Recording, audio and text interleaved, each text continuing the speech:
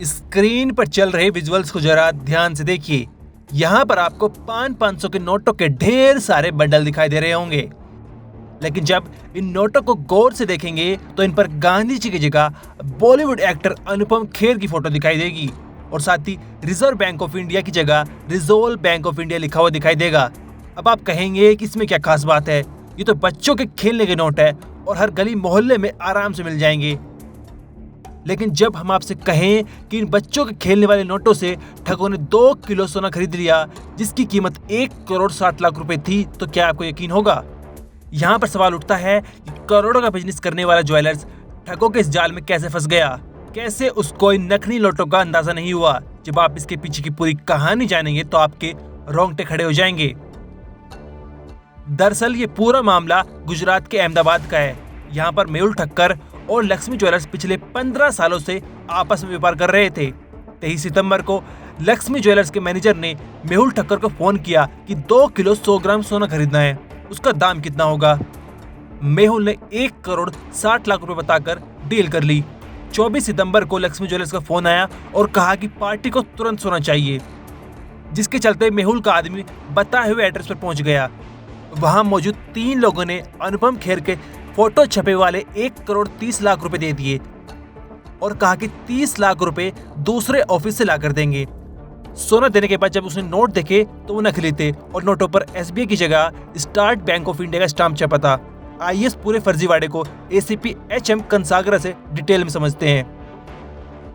इसमें एक अहमदाबाद सिटी माणिक चौक में मेहुल बुलियन नाम का एक फर्म है जो बुलियन का व्यापार करते हैं। उसको एक CG रोड का लक्ष्मी ज्वेलर्स का मैनेजर प्रशांत भाई पटेल ने फ़ोन करके 2 किलो 100 ग्राम जितना गोल्ड की ज़रूरत है और भावताल डिसाइड किया और इसी हिसाब से उसका जो कंफर्म सौदा किया और दूसरे दिन डिलीवरी देने के लिए बोला था।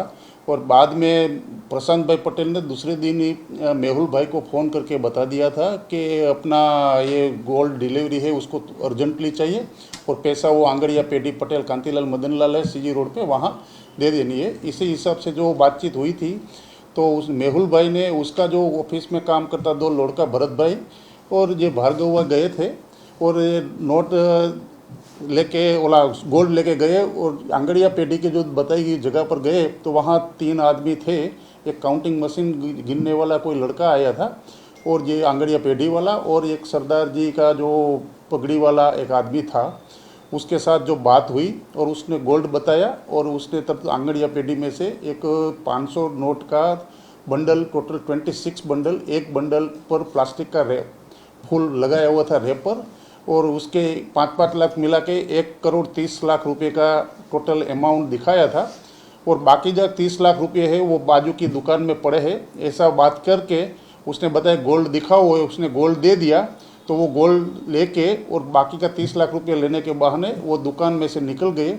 उसी दौरान जो लड़का आया था देने के लिए उसको वो एक में से एक बंडल खोला और नोट देखा तो उसमें से प्राथमिक निकाल के देखा तो ये एकदम कागज थिकनेस भी ज़्यादा थी और ओरिजिनल नोट से अलग थी। उसमें जो चेहरा था वो गांधी जी के अलावा दूसरे कोई व्यक्ति का बढ़ता सिमिलर चेहरा दिखता हुआ कोई अलग व्यक्ति का फोटो था और reserve bank of India, state bank of India ऐसा कुछ लिखा था।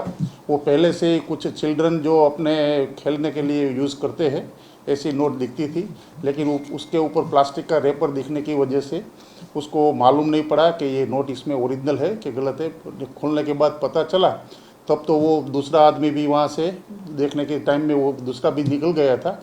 आमने ये 2 आदमी ये अपना गोल्ड लेने के बाद डुप्लीकेट जैसा नोट बना के उसके साथ छेतरपिंडी किया हुआ है।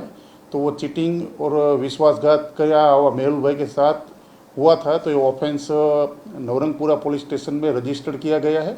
उसके हिसाब से technical surveillance and human intelligence के आधार पे इन्वेस्टिगेशन चल रहा है। सर ये नोट जो है ये फेक करेंसी है या फिर किस प्रकार के नोट है और ये कैसे बनाए जाते हैं, क्या इसकी जानकारी मिली है?